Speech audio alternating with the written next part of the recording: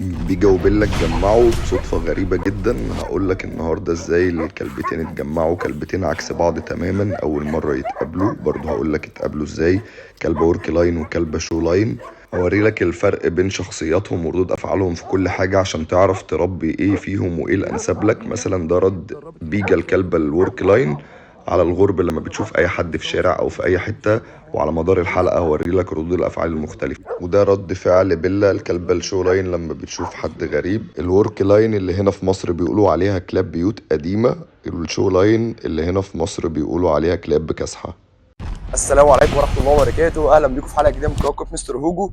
النهارده الحلقه الاولى في 2026، كل سنه وانتم طيبين جميعا.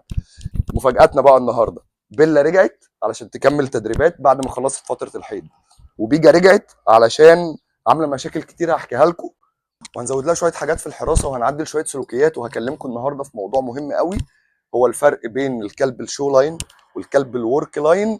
الناس اللي بتحب كلاب شغل، كلاب قويه قوي قوي قوي، وهوريكم الفرق بين الاثنين وشخصيه الاثنين اللي ربنا خلقهم عليها كمان شويه، يجيب كلب ورك لاين. الموضوع مش زي ما احنا فاهمين خالص. الناس اللي جايب كلب يقعد معاه في البيت كلب هادي يجيب كلب شو لاين، وخلينا فاكرين دايما لكل قاعده شواذ، يعني في شو لاين شرس جدا وفي ورك لاين شخصيته ضعيفه، ودي بتبقى حاجات بتنتج في النص، مش كله بيطلع احسن حاجه. طيب النهارده بيلا جايه شخصيتها اضعف من الاول، والدنيا باظت معاها خالص. كلبه بعد ما اتدربت وابتدت تطلع معانا خطوتين لقدام، وكلنا اعتقدنا انها هتبقى كلبه حراسه، الكلبه رجعت اطيب واهدى من الاول بكتير، وبيجا بقت عامله مشاكل في شبرا قلب الدنيا.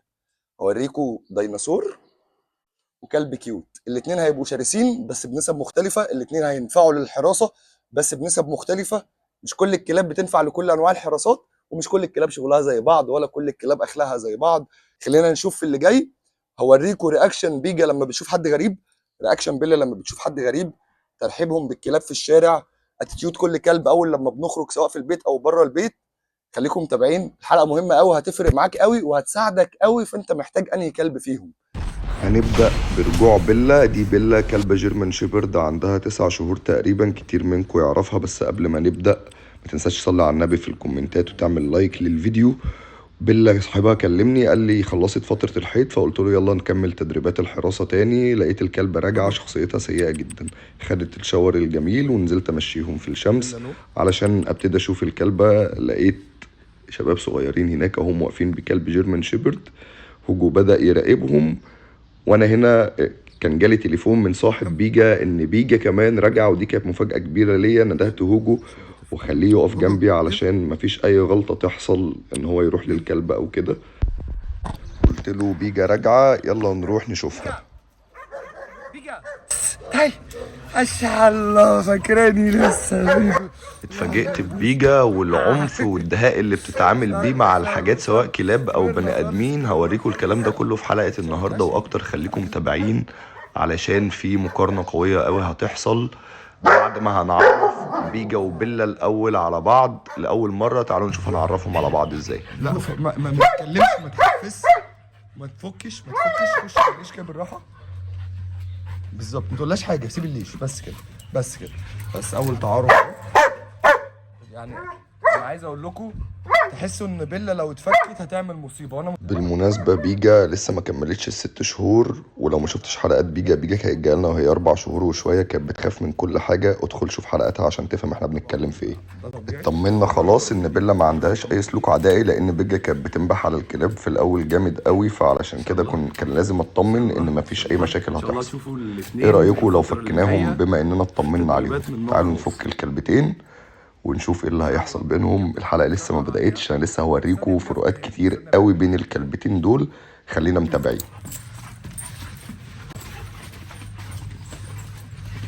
هوجو انا قايل له ما يتدخلش في المعركه دي، ملوش دعوه خالص،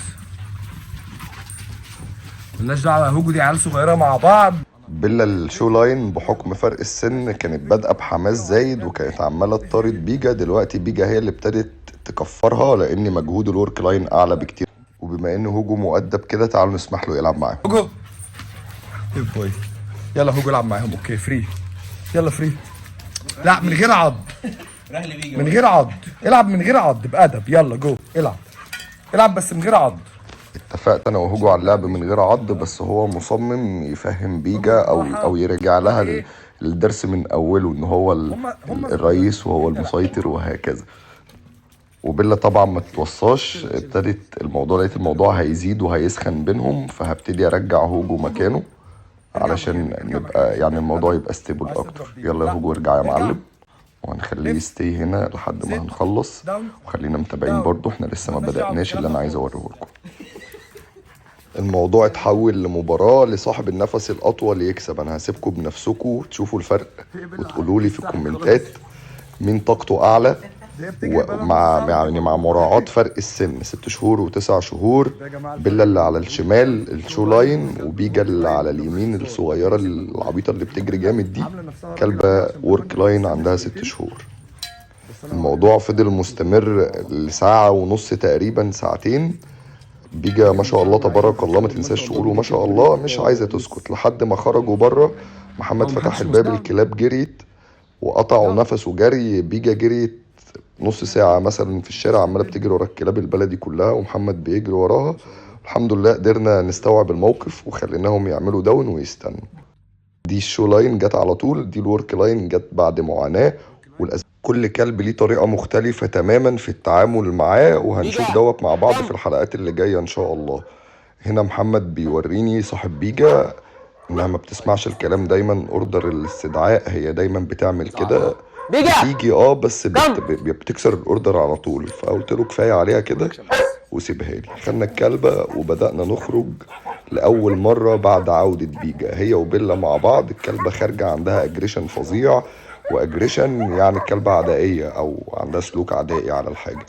بيجا ابتدت تتعلم، بيلا ابتدت تتعلم من بيجا وابتدت تنبح معاها على الكلاب، والموضوع كده ما بقاش احسن حاجه. هنعدل دوت زي ما انتم شايفين بالهدوء اللي انتوا هتشوفوه ده، بالاتيتيود ده، لان هدوءك في المواقف اللي زي كده هي اساس شخصيه الكلب وردود افعاله، ان هو يبهدلك في المشي. لو ما شفتش حلقه ازاي تمشي كلبك وتخرجه، ادخل شوفها موجوده على اليوتيوب. بنفس الهدوء والثبات دوت ابتدينا ناخد خطوات ثابته ونهدي الكلبتين، وهنكمل مشي لما يهدوا وهكذا. بص هنا لبصاتهم الاتنين ابتدوا يستوعبوا ان مش ده السلوك المطلوب منهم، من غير اي تدخل عنيف ومن غير اي كوريكشن. حتى انا سايب هوجو براحته شويتين علشان انا واثق في كل تصرفاته وان هو مش هيغلط. حتى بصوا لما رحنا عند الكلاب البلدي الكلاب بقت عارفاه، الكلاب قاعده في هدوء تام.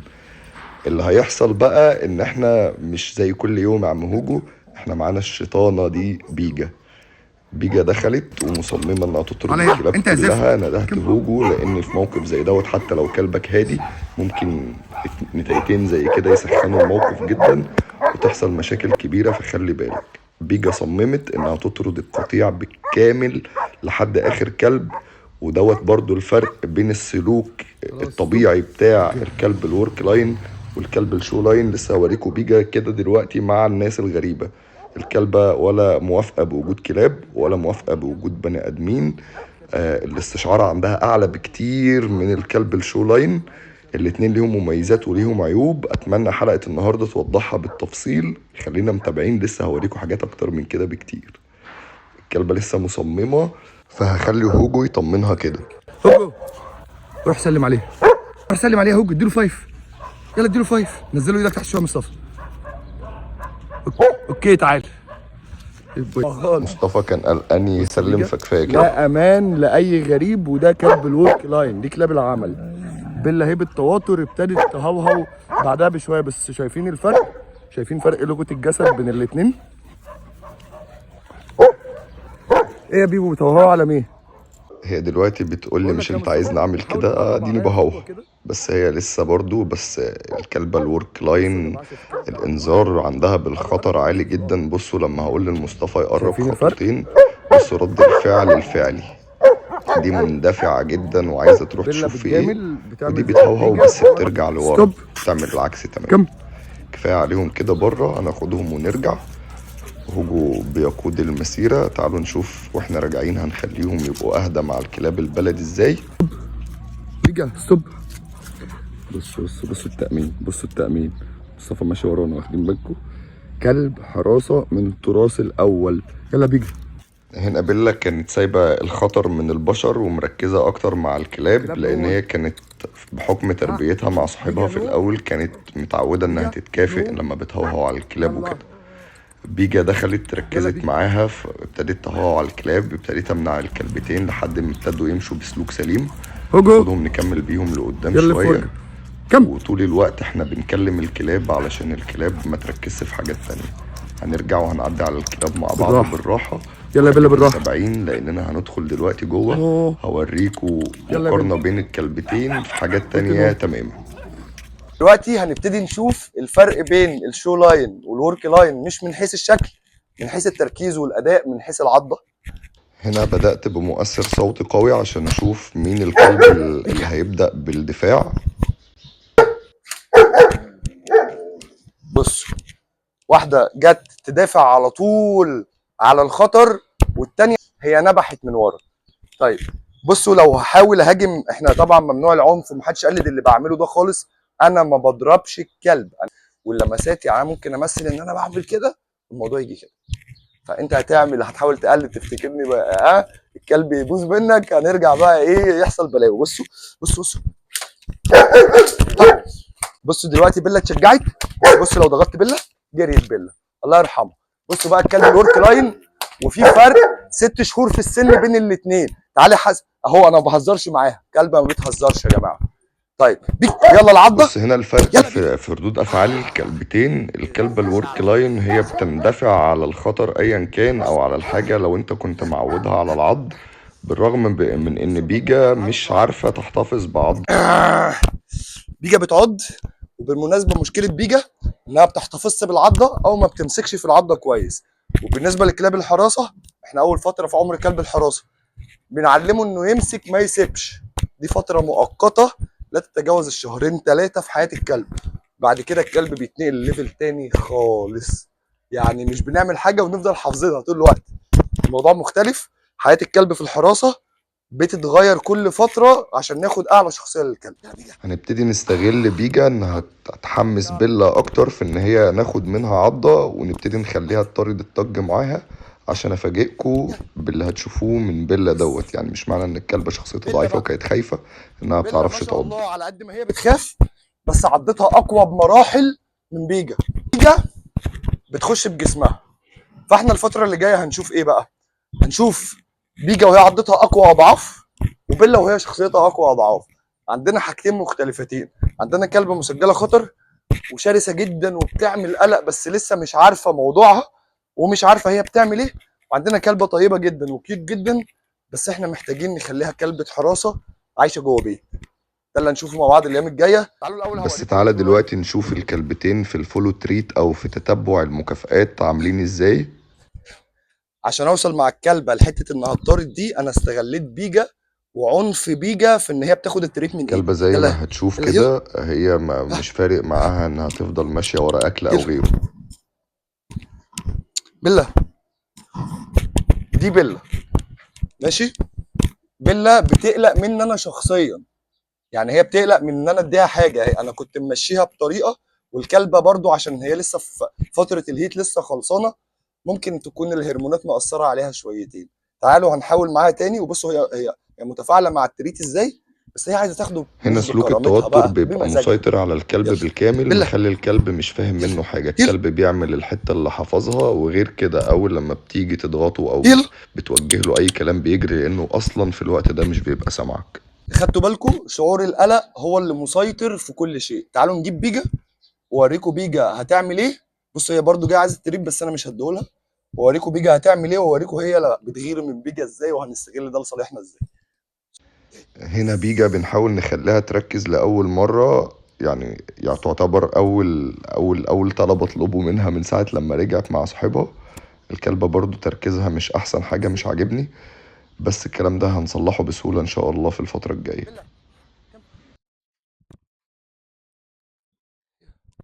بيجا بص هنا فرق التركيز بين الكلبين او السلالتين زي ما عايزين نسميها. الكلبة الشو لاين بتزهق بسرعة ومش عايزة تكمل. الكلبة الورك لاين مصممة على هدفها طيب وتركيزها اعلى بشويتين 3. فاحنا هنا في حالة الشو لاين دي بنفضل معاها واحدة واحدة لحد ما انا بناخد كفئت احسن نتيجة. الكلب اللي اشتغل صح. هي بيلا لسه قدامها شويتين في التدريب. الشخصيه دي شخصيه قويه جدا جدا جدا جدا، ما تنفعش للبيوت قوي غير مع محترفين. الشخصيه دي تنفع في اي حاجه، ولو مع محترفين هتنفع للحراسه. لو حد مش عارف يطلع منها كلب حراسه، هي عمرها ما هتبقى كلبة حراسه الا لو انت عرفت تعمل ده بنفسك. عشان كده انا عامل القناه دي وعايزك تتابعني، علشان ان شاء الله هنلاقي فيها كل المشاكل لكل كلب.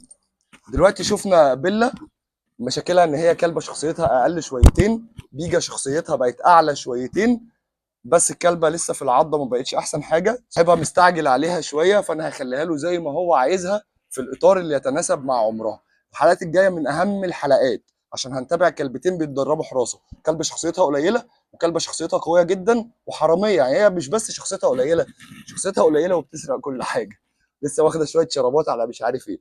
استنونا الحلقه الجايه. لو ما عملتش متابعه لازم تعمل متابعه للقناه عشان يوصل لك كل جديد. ولو ما عملتش لايك للفيديو يا ريت نعمل لايك وشير. واشوفكم الحلقه الجايه. كان معانا هوجو، كان معانا بيلا، كان معانا بيجا، قاعده واخده التاج وبتحرسه. نشوفكم ان شاء الله في اول حلقات الحراسه الحقيقيه في الفتره الجايه ان شاء الله. كان معكم مدحت الحسيني، والسلام عليكم ورحمه الله وبركاته.